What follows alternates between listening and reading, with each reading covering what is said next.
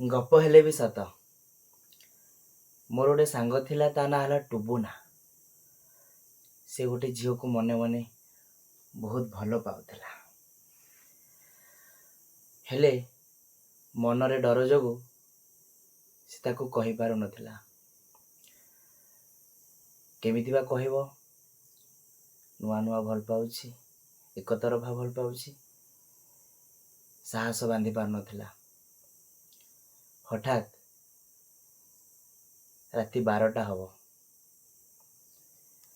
ସେ ଝିଅ ନମ୍ବରଟିକୁ ମୋ ସାଙ୍ଗ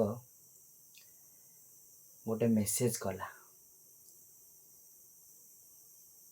ଯେ ଆଇ ଲଭ୍ ୟୁ,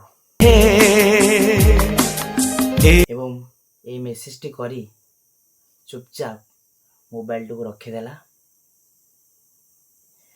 ରଖିବା ମାତ୍ରେ ତା ପାଖକୁ ଗୋଟେ ମେସେଜଟି ଆସିଲା ଏବଂ ସେ ବହୁତ ଖୁସି ହେଇଗଲା ଯେ କ'ଣ ମେସେଜ ଆସିଥିବ, ସେ କ'ଣ କହିଥିବ, ମୋ ପ୍ରପୋଜାଲକୁ ଆକ୍ସେପ୍ଟ କରିଥିବ କି ନାହିଁ, ଅନେକ କଥା ଭାବନା ତା ମନରେ।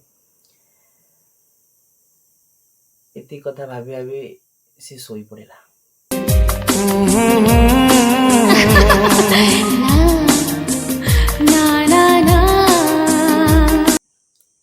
ଖାଲି କ'ଣ ଶୋଇପଡ଼ିଲା, ପୁଅଙ୍କ ମନ ପା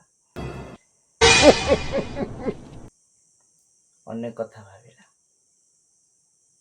ଏପଟ ସେପଟ କଡ଼ ପଡ଼ ହଉଥାଏ। ମେସେଜ ଦେଖିଦେବି କି କ'ଣ ସେ କରିଥିବ। ନାଇଁ ଥାଉ, ସକାଳେ ଦେଖିବି, ମନ୍ଦିର ଯିବି, ମନ୍ଦିର ଯାଇସାରିକି ଠାକୁରଙ୍କୁ ଦର୍ଶନ କରିକି ସେ ମେସେଜଟିକି ପଢ଼ିବି। ମୋ ଭଲ ପାଇବାର ପ୍ରଥମ ମେସେଜ ନା। ହଁ, ସକାଳ ହେଲା, ମନ୍ଦିର ଯାଇସାରି ମୋ ସାଙ୍ଗ